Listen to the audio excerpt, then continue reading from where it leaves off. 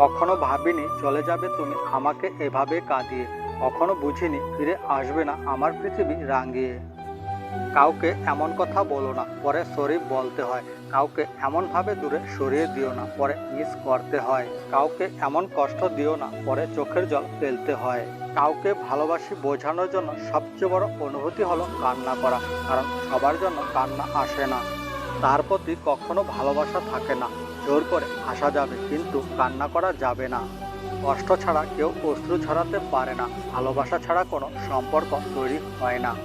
জীবনে একটা কথা মনে রেখো, কাউকে কাঁদিয়ে নিজের স্বপ্ন সাজানো যায় না।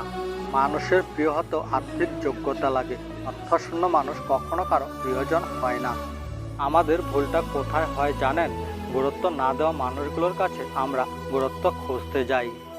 ভুলে যদি যাবি রে তুই, ভালো কেন বাসলি? ভাঙবি যদি আমার এই মন, স্বপ্ন কেন দেখালি? প্রয়োজন ফুরালে ঔষধ বিষ হয়ে যায়, আর আমি তো একজন মানুষ। যাকে রাখতে চেয়েছি সে থাকেনি, যে থাকতে চেয়েছে তাকে রাখিনি। অবশেষে কেউ কোথাও নেই।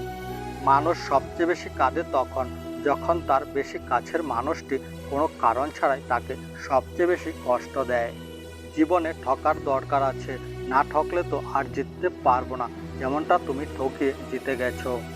তোমার কথা ভাবতে ভাবতে যখন চোখ দিয়ে জল চলে আসে, তখন বুঝি তীব্র যন্ত্রণা কাকে বলে।